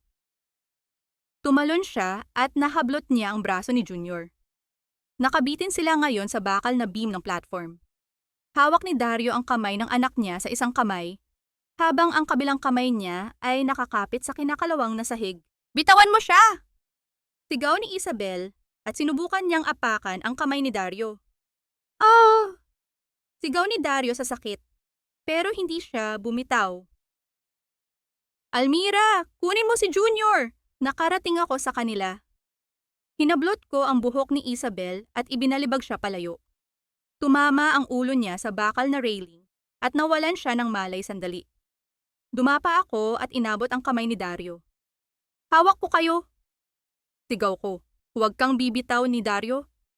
Mabigat sila. Ramdam ko ang paghigpit ng muscles ko. Ang ulan ay nagpapadula sa bakal. Pero hindi ako pwedeng bumitaw. Hinila ko sila pataas, gamit ang bawat onsa ng lakas ng isang ina. Tinulungan ako ni Mateo na kakarating lang sa taas. Nang maiangat namin si Junior, niyakap ko siya ng mahigpit. Mahigpit na mahigpit. Ang tibok ng puso niya ay mabilis, pero buhay siya. Ligtas siya.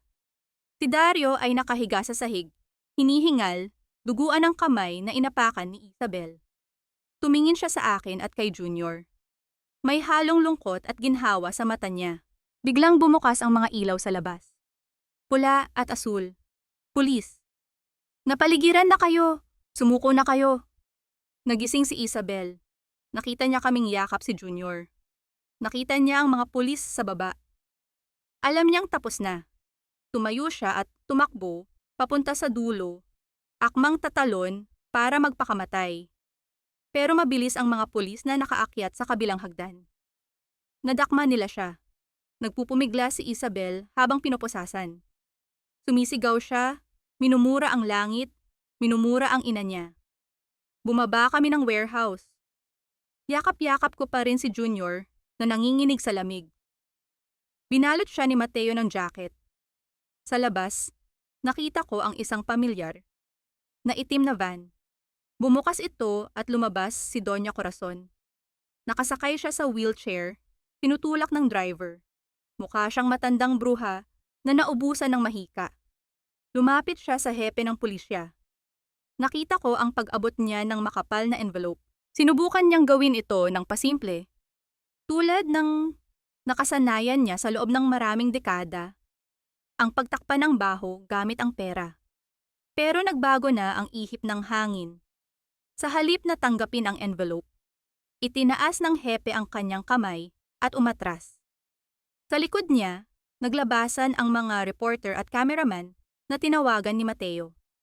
Ang mga flash ng camera ay sunod-sunod na kumislap, nakakabulag, parang kidlat na walang tigil. Attempted bribery, Mrs. Montalbano?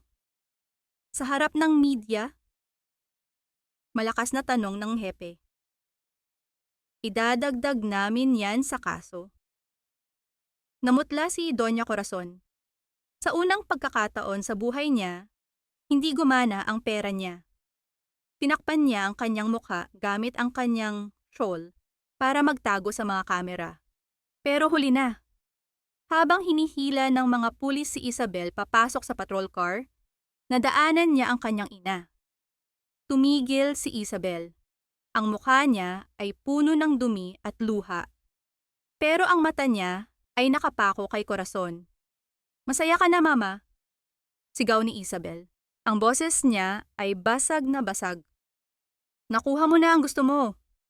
Wasak na ang pamilya natin. Wasak na ako. Ikaw ang nagtulak sa akin sa impyernong ito. Hindi sumagot si Corazon. Nanginginig lang ang kanyang mga kamay sa hawakan ng wheelchair. Tinalikuran siya ng sarili niyang anak. Tumingin ako kay Dario. Nakaupo siya sa bumper ng ambulansya habang ginagamot ang kamay niya. Nakatingin siya sa ina niya. Hindi bilang isang anak, kundi bilang isang estranghero na ngayon lang niya nakilala ang tunay na kulay. Lumapit ako kay Mateo at kay Junior. Umuwi na tayo, bulong ko. Tapos na ang digmaan dito. Ang susunod na laban ay sa korte na. Pope. Kabanata 10. Ang paghuhukom. Sue Fancet. Ang Regional Trial Court Branch, 18 ay punong-puno ng tao. Hindi lang mga abogado at kamag-anak, kundi pati na rin ang mga osisero at media. Ang eskandalo ng pamilyang Montelibano ay naging headlines ng bawat dyaryo at telebisyon sa buong bansa. Incest, kidnapping, fraud. Ito ang teleserye ng tuktoyti ng totoong buhay na inaabangan ng lahat. Nakaupo ako sa tabi ni Mateo sa plaintiff's table. Suot ko ang isang simpleng puting dress. Malinis, disente. Ang imahe ng isang inang lumalaban. Sa kabilang panig, nakaupo si Doña Corazon sa kanyang wheelchair, katabi ang kanyang top-notch lawyers. Pero mukha siyang matandang nalanta. Wala na ang tikas. Wala na ang yabang. Pumasok si Isabel. Nakaposas, suot ang orange na t-shirt ng mga detainee. Wala na ang makeup. Wala na ang alahas. Ang ganda niya ay naglaho, napalitan ng tigas ng muka, ng isang taong wala nang mawawala. At si Dario, nakaupo siya sa likod, malayo sa ina niya. Nakayuko, all rise, sigaw ng sheriff. Nagsimula ang paglilitis. Unang tinawag ni Mateo si Isabel sa witness stand. Ito ang alas namin.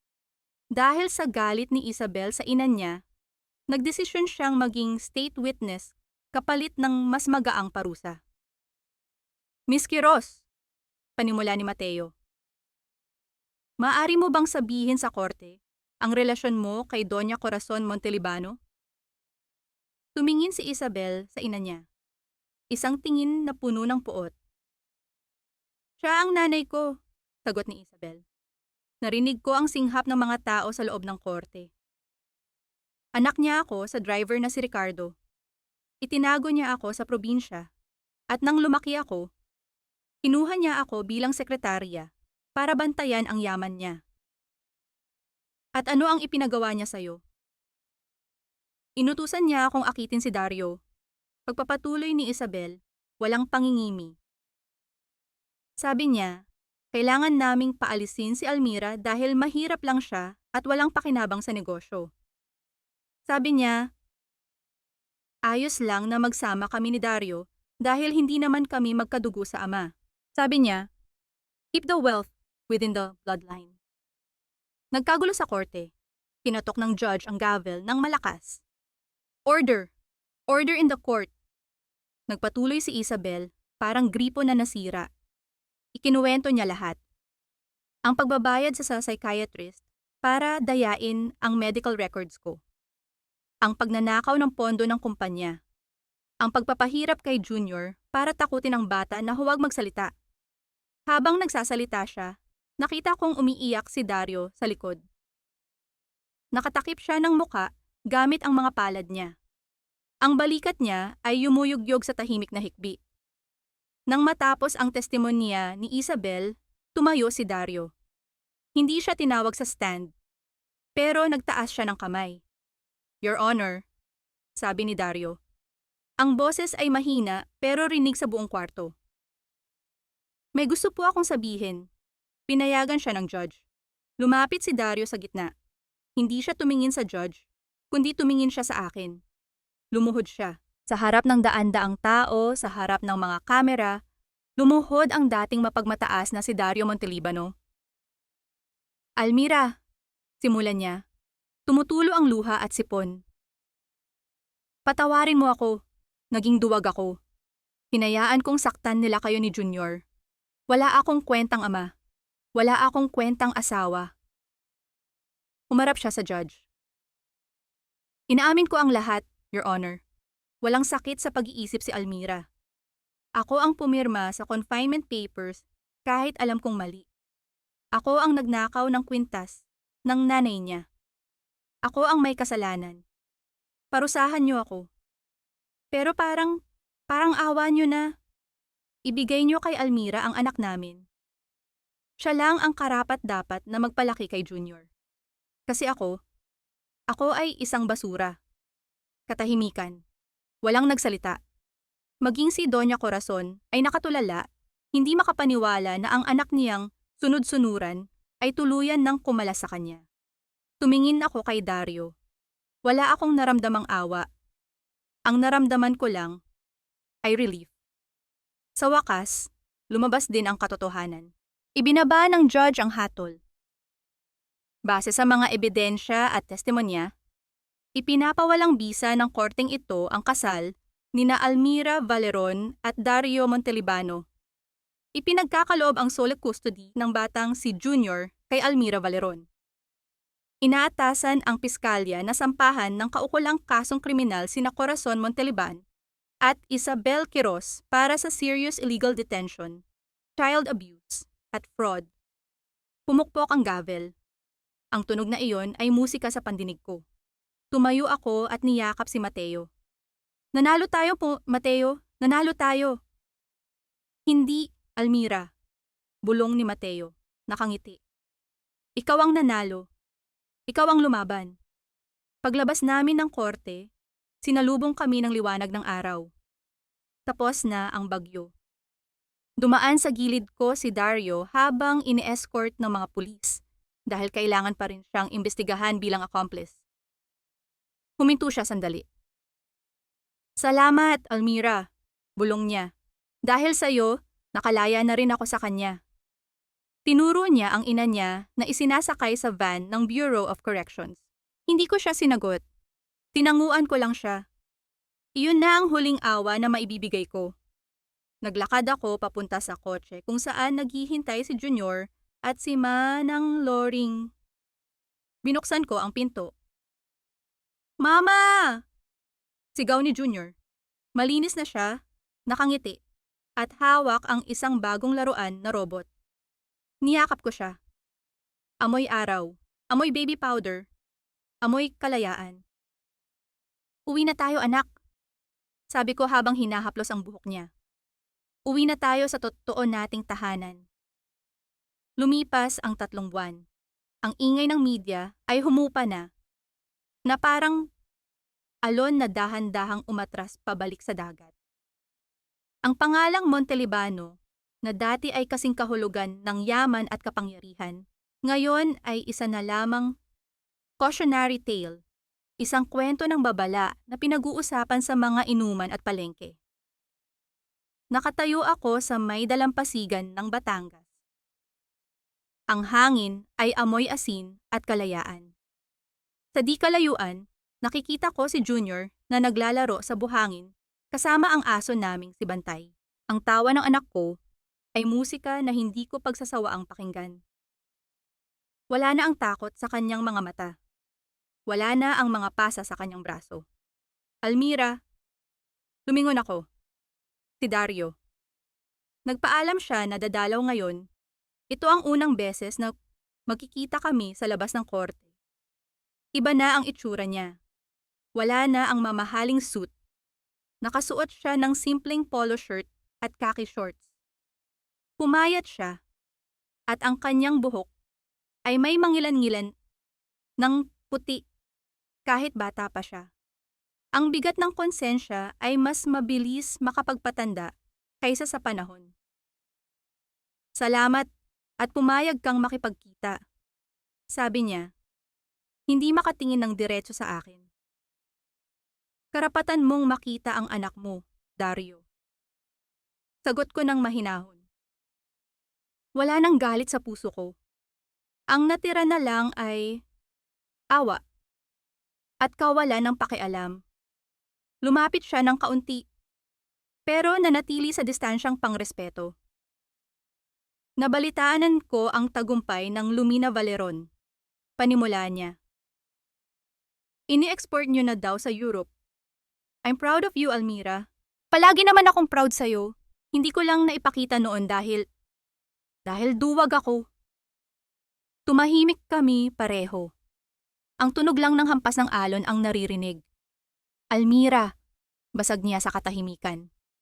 Alam kong wala akong karapatang humiling. Pero, may pag-asa pa ba? Tayo? Pwede ba nating simulan ulit? Ibang tao na ako ngayon. Wala na si Mama. Wala na si Isabel. Tayo na lang. Tiningnan ko siya. Nakikita ko ang sensiridad sa mga mata niya. Mahal niya pa rin ako, sa paraang alam niya. Pero ang pagmamahal ay hindi sapat kung walang respeto at tiwala. Umiling ako ng dahan-dahan. Dario, nakikita mo ba ang basag na vase? Tanong ko, kahit anong gawin mong pagdidikit, kahit gamitan mo pa ng pinakamahal na glue, mananatili ang mga lamat. At sa bawat hawak mo, masusugatan ka lang sa mga lamat na yon. Yumuko si Dario. Naintindihan niya. Pinatawad na kita, patuloy ko. Pinatawad kita hindi para sa'yo, kundi para sa sarili ko. Ayaw kong bitbitin ang bigat ng galit habang buhay. Pero ang pagpapatawad ay hindi nangangahulugan ng pagbabalikan dito. Tapos na ang kabanata natin, Dario. Ang papel mo na lang ngayon ay maging ama ni Junior. Huwag mo na siyang bibiguin ulit. Tumango siya habang pinipigilan ang luha. Pangako, hinding-hindi na. Pinanood ko siyang lumapit kay Junior. Niyakap siya ng anak namin. Masaya si Junior na makita ang tatay niya. At masaya ako para sa kanila. Pero alam kong hanggang doon na lang iyon. Ako ay nasa Pampang. At siya ay nasa dagat. Magkaiba na kami ng mundo. Kinahapunan, nang makaalis na si Dario, bumalik ako sa aking workshop. Abala si Mateo sa pag-aayos ng inventory. Siya ang naging sandalan ko sa lahat ng legal na aspeto ng negosyo. Naka-roll up ang sleeves ng kemedya niya at may bahid ng suot sa pisngi niya. Umalis na siya, tanong ni Mateo nang hindi tumitingin. Oo, sagot ko habang nagsusuot ng apron. Anong sinabi niya? Naghahanap ng second chance. Tumigil si Mateo sa ginagawa niya, tumingin siya sa akin.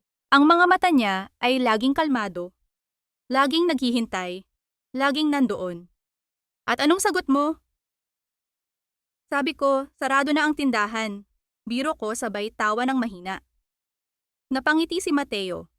Lumapit siya sa akin at inabot ang isang basahan para punasan ang kamay ko. Almira, sabi niya, at biglang naging seryoso ang tono. Ngayong tapos na ang kaso at annulled na ang kasal niyo. Pwede na ba kitang yayain? Natigilan ako. Yayain saan? Sa korte? Hindi. Iling niya. Sa dinner. Hindi bilang abogado at kliyente, kundi bilang si Mateo at si Almira. Gusto kong makilala ang Almira na hindi lumalaban sa gera. Gusto kong makilala ang Almira na tumatawa. Naramdaman ko ang init sa pisngi ko. Matagal na panahon na simula nung may magparamdam sa akin ng ganito, na ako ay isang babae, hindi lang isang ina o isang mandirigma. Tinitigan ko siya. Si Mateo na laging nasa likod ko, na sumalo sa akin noong nahuhulog ako. Mateo, sagot ko. Hindi ako naghahanap ng tagapagligtas. Kaya ko nang iligtas ang sarili ko. Alam ko. Mabilis niyang sagot.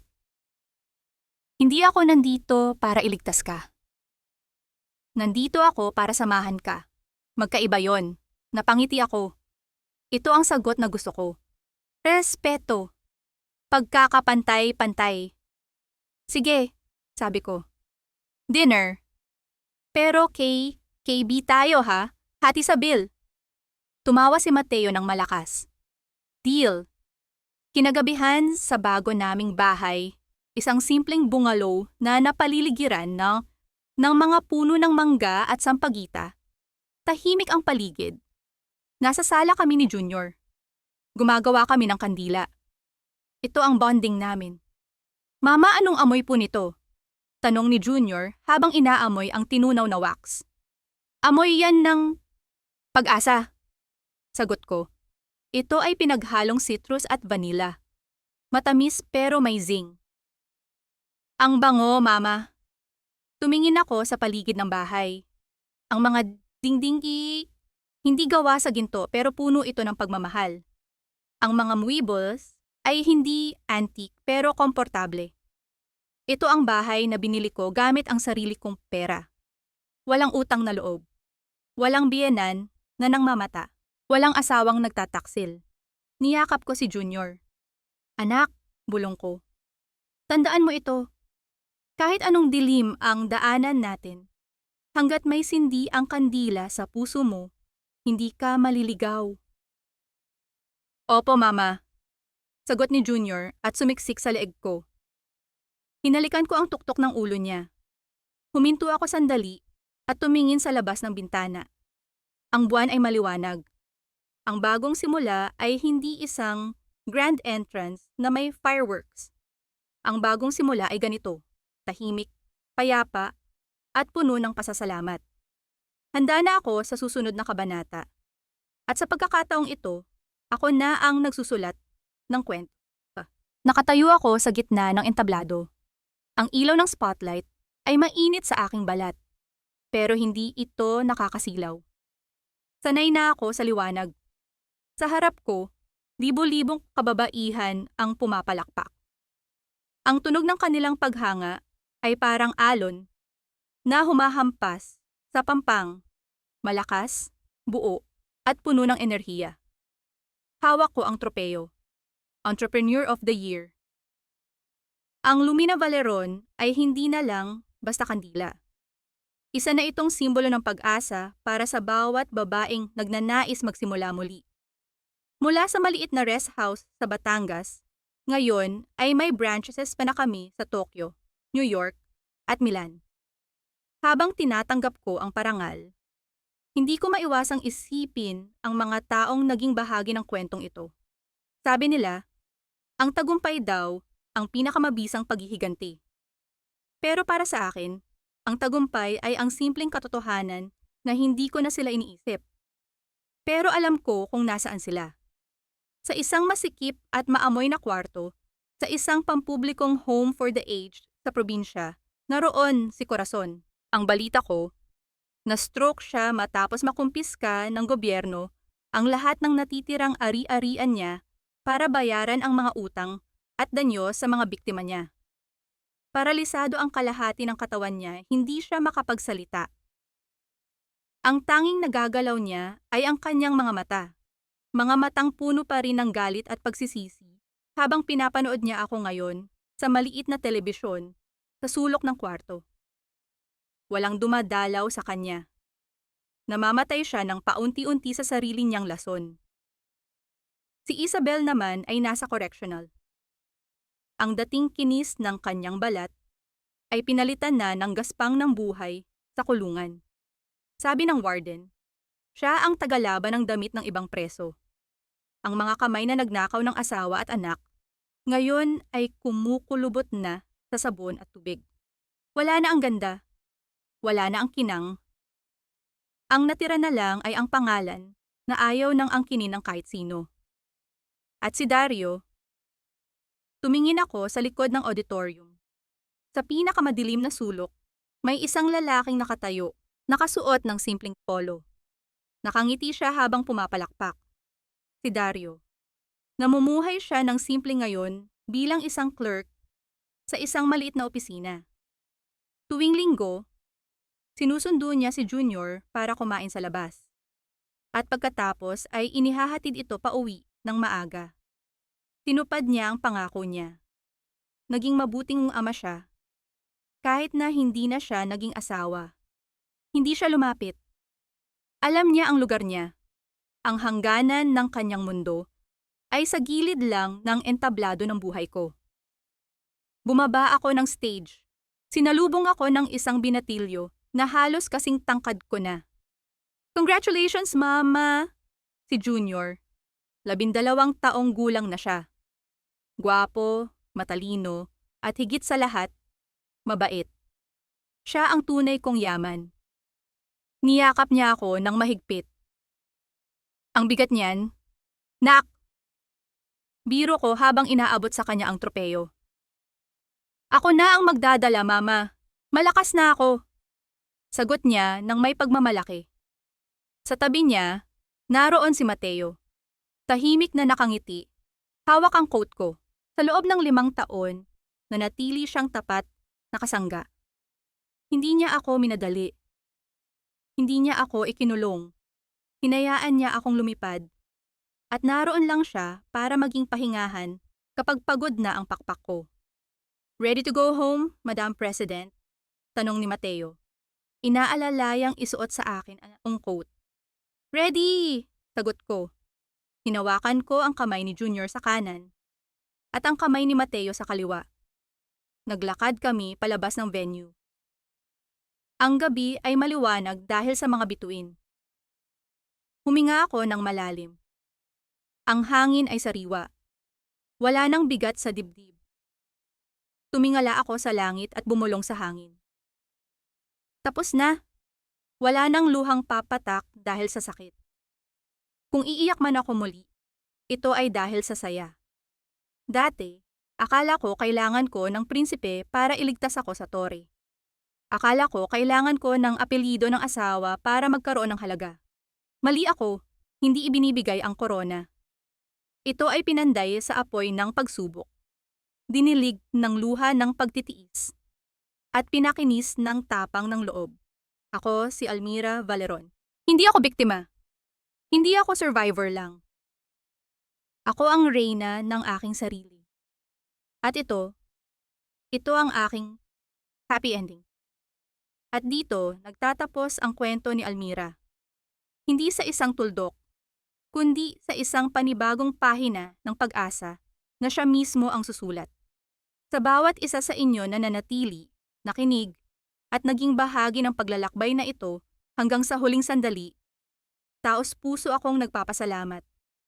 Ang inyong oras at atensyon ay ang pinakamahalagang regalo na maibibigay ninyo sa isang tulad ko na mahilig maghabi ng mga salita. Aaminin ko, hindi naging madali ang pagbubuo ng kwentong ito. May mga gabing kailangan kong huminto sa pagsusulat dahil bumibigat ang aking dibdib. Lalo na sa mga eksenang nasasaktan si Junior at sa mga sandaling parang wala nang makakapitan si Almira kundi ang pader ng ospital. Ang sakit na naramdaman nila ay tila tumagos din sa akin. Marahil dahil sa totoong buhay, marami sa atin ang may bitbit na kwento ng paghihirap na hindi natin masabi ng malakas. Ang kwento ni Almira ay hango sa tapang ng bawat babaeng nadapa, nasugatan, pero piniling bumangon at ayusin ang kanyang korona. Ang nobelang ito ay hindi lamang tungkol sa paghihiganti o hustisya. Higit sa lahat, ito ay tungkol sa pagmamahal sa sarili. Nais kong ipaalala sa inyo na ang pagpapatawad ay hindi kahinaan, kundi isang uri ng kalayaan. Kalayaan mula sa bigat ng nakaraan. Tulad ng kandilang ginawa ni Almira. Naway magsilbing munting liwanag ang kwentong ito sa mga sulok ng inyong puso, na marahil ay madilim pa. Ngayon, bago tayo tuluyang magpaalam, gusto kong marinig ang inyong boses. Kung kayo ang nasa katayuan ni Almira sa huli, magagawa niyo bang patawarin si Dario at hayaan siyang maging ama sa inyong anak matapos ang lahat ng sakit na idinulot niya? O pipiliin niyo bang tuluyan na siyang burahin sa inyong buhay? Ibahagi niyo ang inyong mga sagot at damdamin sa comment section sa ibaba. Binabasa ko ang bawat isa sa inyo. At kung naantig ang inyong puso, napaluha, o nabigyan ng pag-asa ng kwentong ito, pakiusap ay i-like at i-share ang video na ito para mas marami pa tayong mainspiradong ay kababaihan. Hanggang sa muli nating pagkikita sa susunod na kwento. Maraming salamat po.